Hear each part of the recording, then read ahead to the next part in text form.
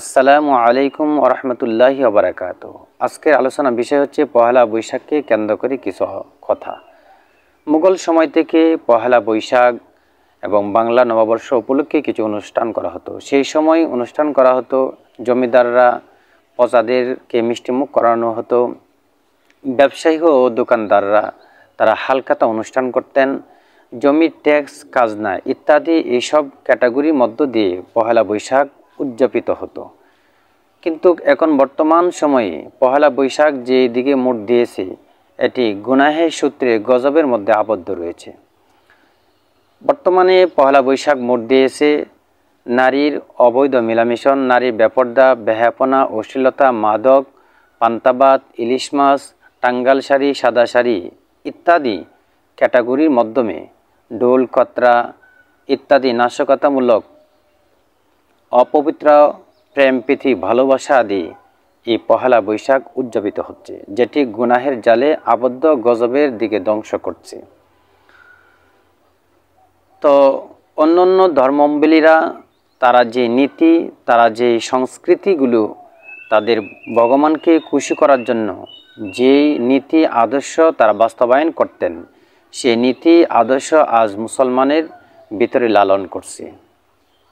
তারা তাদের ভগবানকে খুশি করার জন্য সেই ক্যাটাগরি পদ্ধতি অবলম্বন করতেন। কিন্তু আমরা তো আমাদের মহান রাব্বুল আলামিনকে খুশি করার জন্য ইহাগুলি বর্জন করা, ইহা যদিও আমাদের ভিতরে আসে, ইহাগুলিকে ডিলিট করা এবং সেই অন্ধকার থেকে আমাদের ফিরে আসা। কিন্তু আমরা কি করছি?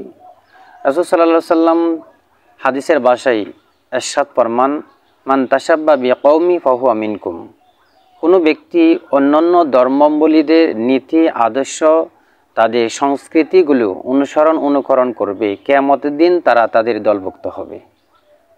এই কথাটার দিকে যদি আমরা একটু ইঙ্গিত করি এবং ভালো করে তাহকিক, গবেষণা, ফিকির করে যদি আমার জীবন নিয়ে যদি সেই অন্যান্য ধর্মাবলম্বীদের রীতি আমি যদি অনুসরণ করে থাকি, আমার স্ত্রী, আমার সন্তান এবং আমার প্রতিবেশী এবং আমার দেশ, যাত্রার ক্ষমতা অনুযায়ী আল্লাহ তাআলা পবিত্র কোরআনে বলেন, কু আনফুসিকুম ওয়া আহলিকুম নারা,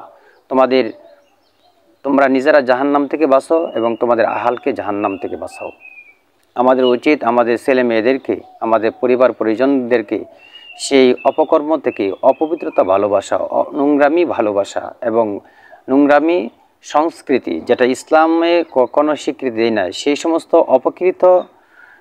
অপবিত্রতা সংস্কৃতি থেকে আমরা তাদেরকে ফিরে আনার চেষ্টা রাখব।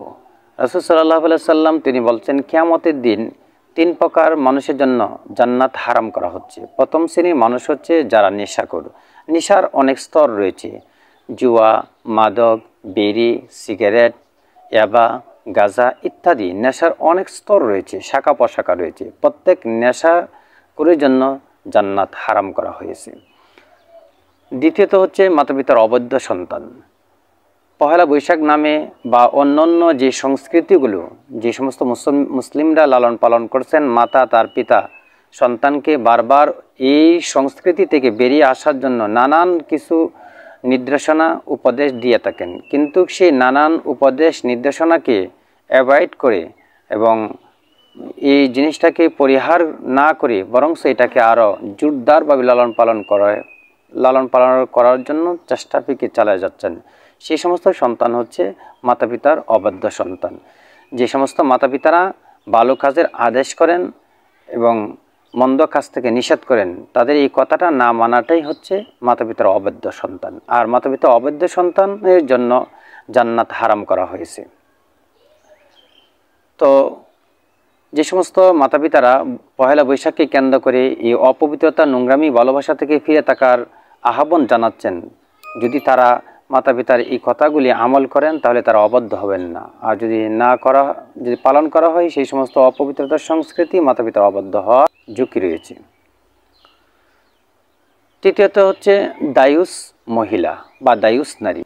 দায়ুস হলো যে সমস্ত নারীরা স্বামীর আন্ডারে রয়েছেন, স্বামী বা স্ত্রী উভয়জন যদি পূর্বে যে সংস্কৃতি রয়েছে, নাজায়েজ, নাপাক, দুর্গন্ধ, পচা ইত্যাদি অপবিত্র যে সংস্কৃতি রয়েছে, যেগুলো ইমানকে হরণ করে, আখিরাতকে ধ্বংস করে, দুনিয়াকে ধ্বংস করে, সেই সমস্ত সংস্কৃতি, আচরণ, রীতি যে সমস্ত পুরুষেরা নারীরা সেবন করে বা লালন পালন করে, কোনো স্বামী যদি তার স্ত্রীকে বলে যে পহেলা বৈশাখ নামে যে নোংরামি, অপবিত্রতা, ভালোবাসা, অপবিত্রতা সংস্কৃতি এবং অপবিত্রতা অনুষ্ঠানে অংশগ্রহণ করা থেকে বিরত থাকার চেষ্টা রাখে বা কথা বলে হেদায়েতপূর্ণ কথাবার্তা বলে, কিন্তু স্বামী স্ত্রীর কথা রাখলো না, স্ত্রী স্বামীর কথা রাখলো না, এটা দায়ুসে পরিণত হয়ে যাবে। আর এই দায়ুস নারী বা দায়ুস পুরুষ কিয়ামতের দিন আল্লাহ তাআলা জান্নাতে প্রবেশ করবে না। আল্লাহ তাআলা যেন আমাদের এই অপবিত্র নোংরামি, সংস্কৃতি, প্রেম, প্রীতি, ভালোবাসা ইত্যাদি থেকে আমাদের জীবনটাকে সৌন্দর্যময় গড়ে তুলে পরকালের টার্গেট নিয়ে যাতে আমরা মুমিন মুত্তাকিদের কাতার হয়ে যাতে আমরা প্রথম রাউন্ডে জান্নাতে মেহমান হতে পারি। আল্লাহ তাআলা আমাদের সবাইকে ইহার উপর আমল করার, বুঝার তৌফিক দান করুন।